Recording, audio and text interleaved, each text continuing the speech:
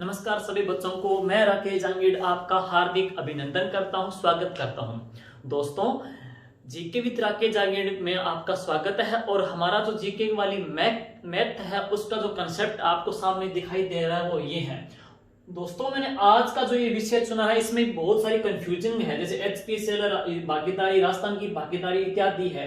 Incomplete जो confusing जो fact है उनको मैंने एक पेज पे अलग अलग लिख करके इनको एक तो अपनी एक पीडीएफ फाइल बनाई है। ये जो पीडीएफ फाइल है आपको GK with Rakesh Jangid Telegram में मिल जाएगी है। तो इसकी आप पीडीएफ फाइल और पीपीटी जो फाइल है आप मेरे Telegram channel GK with Rakesh Jangid में जाकर के आप इसको प्राप्त कर सकते हो।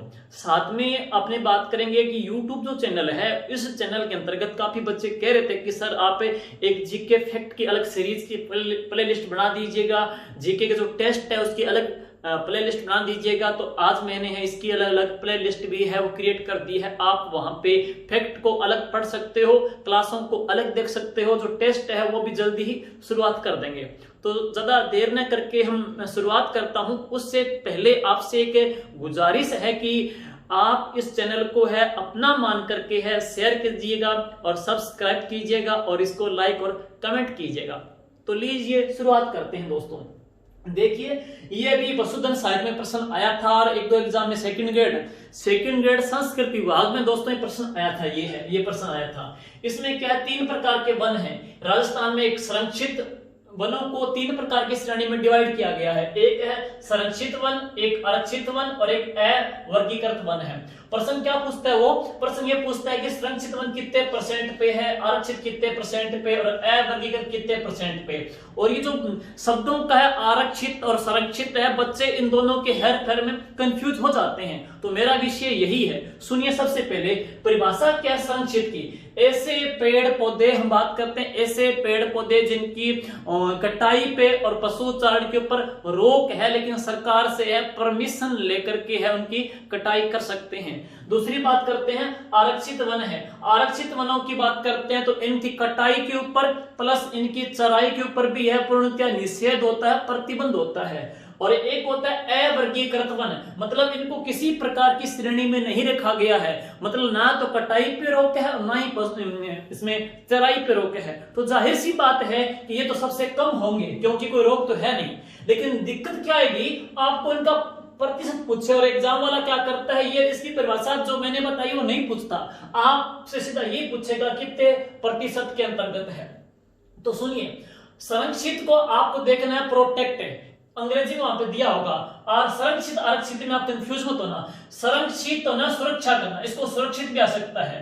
संरक्षित को वो सुरक्षित दे करके भी पूछ सकता है। देखो, सुरक्षित क्या है? प्रोटेक्ट, यानी कि हमको सुरक्षा देता है। और हम प्रोटेक्ट किससे हैं? 56 इंच के सीने से है। मतलब हमारी जो सुरक्षा है, देश की जो सुरक्षा है, वो देश के बॉर्डर पे जो बैठे हैं जवान बैठे हैं जिनका 56 इंच का सीना है, वो हमको महफूज रखते हैं। तो 56 इंच का ही सीना है, हमको सुरक्षित रखता है। तो सुरक्षित कितने हैं? 56 देखना है बस, और कोई कंफ्यूज नहीं पैदा करनी। तो सुरक्षित है वो 56 इंच के सीने से। लेकिन साथ में मैं 56 और भी लेता हूं दोस्तों। राजस्थान में जो 56 का जो मैदान है, आपसे पूछे तो वो कौन से जिले में है? बांसवाड़ा में है। और कौन सी नदी ने बनाया है? वो माही नदी ने बनाया है।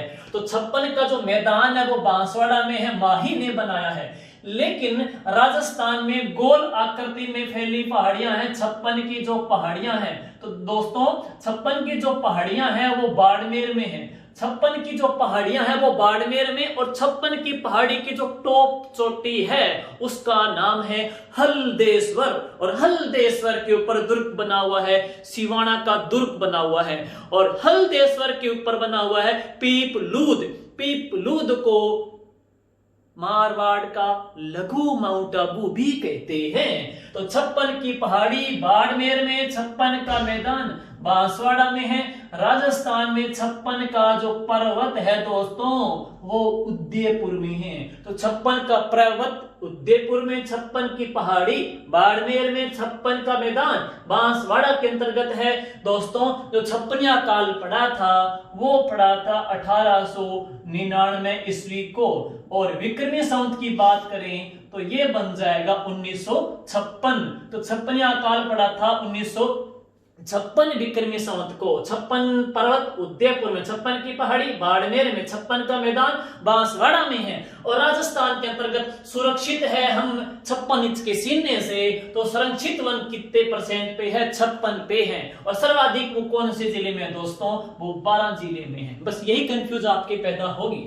नेक्स्ट सुनिएगा, जो आरक्षित है, आरक्षण को दोस्तों क्या बोलते हैं? रिजर्वेशन कहते हैं। तो आरक्षित यानी कि आरक्षण है, आरक्षण को क्या बोलते हैं? रिजर्वेशन बोलते हैं। तो कहते हैं कि इस समाज का कई तबका है, वो कहते हैं कि हम आरक्षण के संताप से गुजर रहे हैं। आरक्षण के संताप यानी कि 37, संताप बोले तो 37 है। बाकी वैसे आपके सुरक्षित हो गए 56 इंच से, तो ये क्लियर है, दूसरे में कंफ्यूज होने की कोई बात ही नहीं है। फिर भी क्या है, आरक्षण से कई तबका कहता है कि हम आरक्षण के संताप से ग्रस्त हैं। तो आरक्षण के संताप बोले तो 37 है। तो आरक्षण कितने पे है? 37। और सबसे ज्यादा कहां पे है? उदयपुर में है। अब है दोस्तों अवर्गीकृत है, मतलब जिनको किसी प्रकार की श्रेणी में नहीं रखा गया है, क्योंकि खुली छूट है, कोई भी काटे, कोई भी पशु इसमें चराई करे पशुओं की यहाँ पे। तो नॉर्मल सी बात है कि ये तो सबसे कम ही होंगे। और राजस्थान में ये मात्र है 6.29 पे है। तो अवर्गीकृत कितने पे है? 6.29 पे है। और सुरक्षित है 56 इंच के सीने से है। सबसे कम आएगा तो अवर्गीकृत ही आएगा, बीच में सिर्फ एक रहता है 37। संताप से ग्रस्त है वो कौन से है? आरक्षण से। अगला दोस्तों सुनिएगा, ये दुर्गों की श्रेणी है। कभी दुर्ग टॉपिक में आपको कराया जाएगा कि राजस्थान के अंतर्गत शुक्र नीति में कुल कितनी श्रेणी बतलाई गई थी? 9 श्रेणी बतलाई थी। और एग्जाम में क्या आता है कि जो श्रेणी देकर के उनकी परिभाषा देकर के मिलान करना आता है। जैसे कि ऐसा कौन सा दुर्ग है जो चारों ओर से कंटीली झाड़ियों से घिरा हुआ है? तो उत्तर आएगा एरण दुर्ग है। और कृषि प्रयोग में प्रश्न आया था पारीक और पारीद। दोस्तों पारीद भी श्रेणी है और पारीक भी श्रेणी है। बच्चे कंफ्यूज होते हैं, तो सिंपल इसमें मैं मेथ यूज करूंगा। कैसे? मैंने क्या किया, पारी से क्या काट दिया? पारी काट दिया। पारी से पारी कट गया, ख रह गया। ख बोले तो खाइया। जिस दुर्ग के चारों ओर गहरी खाइयां हो उसको किस श्रेणी में रखेंगे? पारीख की श्रेणी में है। और दोस्तों पारीख की जो श्रेणी के अंतर्गत आता है वो दुर्ग कौन सा है? लोहागढ़ दुर्ग भरतपुर है। तो पारी काट दिया, बच गया ख।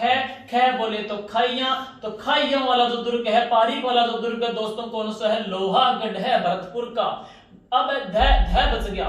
ध को दोस्तों मैं द लेता हूं, यानी कि जिस दुर्ग की जो दीवार यानी कि परकोटा है वो मजबूत हो और लंबा भी हो।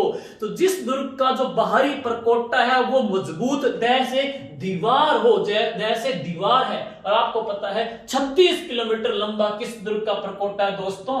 तो वो कौन सा है? कुंभलगढ़। तो कुंभलगढ़ पारीद में है, लोहागढ़ किसमें? पारीख की श्रेणी में आएगा। नेक्स्ट सुनिएगा, अगली आरएस में प्रश्न आ गया। ये आरएस में अगला प्रश्न आ चुका है और ये प्रश्न दोस्तों एलडीसी एग्जाम में के अंतर्गत भी पूछा जा चुका है। वो प्रश्न कौन सा है कि बाड़मेर में जो रिफाइनरी लगी है, बाड़मेर में जो रिफाइनरी लगी है वो किन दो की संयुक्त है?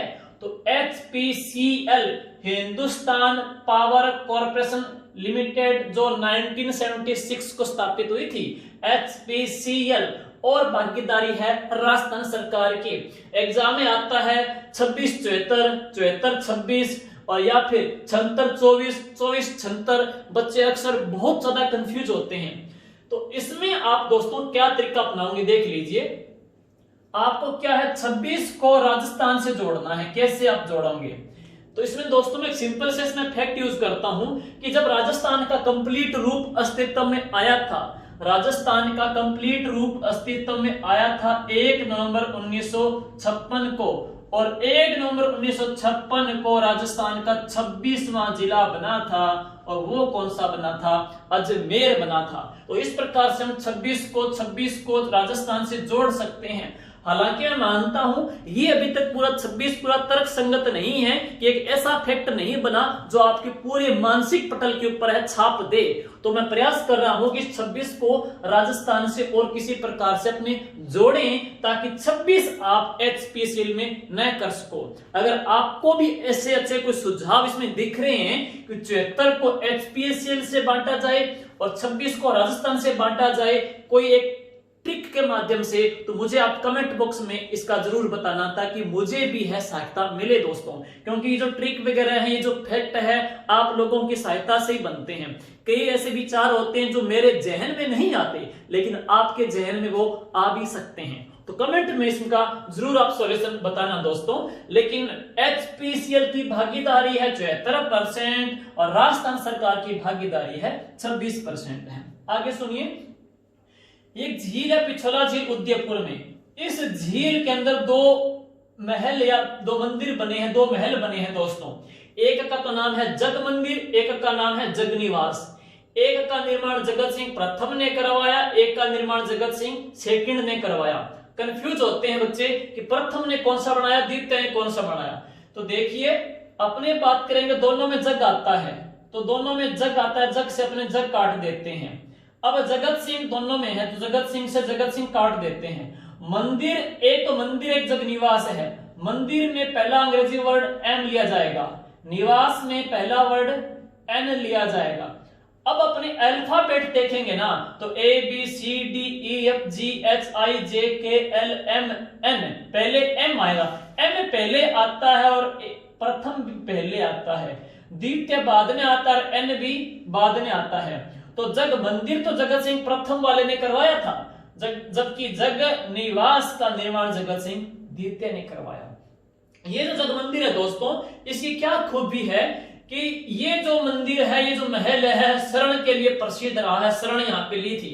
हम मैं बात करूं कि यहीं पे सज्जन सिंह ने शरण किसको दी थी? स्वामी दयानंद सरस्वती को दी थी। और दयानंद सरस्वती ने ही यहाँ पर बैठ करके लिखा था सत्यार्थ प्रकाश। तो स्वामी दयानंद सरस्वती ने सत्यार्थ प्रकाश की जो रचना है वो कहां पे की थी? जग मंदिर में की थी। जबकि स्कूल लेक्चरर में पूछा गया था कि सत्यार्थ प्रकाश का प्रकाशन कहां पे हुआ था, तो अजमेर में इसका प्रकाशन हुआ था। इसी जग मंदिर में करण सिंह ने शाहजहां को शरण दी थी और शाहजहां को ताजमहल बनाने की जो प्रेरणा मिली थी दोस्तों, वो जग मंदिर से मिली थी। जबकि शाहजहां को ताजमहल बनवाने के लिए जो पत्थर मिले थे दोस्तों, वो कहां से मिले थे? मकराना, नागौर से मिले थे। जबकि इसका जो डिजाइन है, जो खाका है, वो कहां से मिला था? यहीं से जग मंदिर से मिला था। 1857 के संग्राम के अंतर्गत है 40 अंग्रेजों को यहाँ के क्रांतिकारियों ने बंदी बनाया था। तो मेवाड़ के शासक थे स्वरूप सिंह ने उन 40 अंग्रेजों को शरण भी कहां पे दी थी? जग मंदिर में दी थी।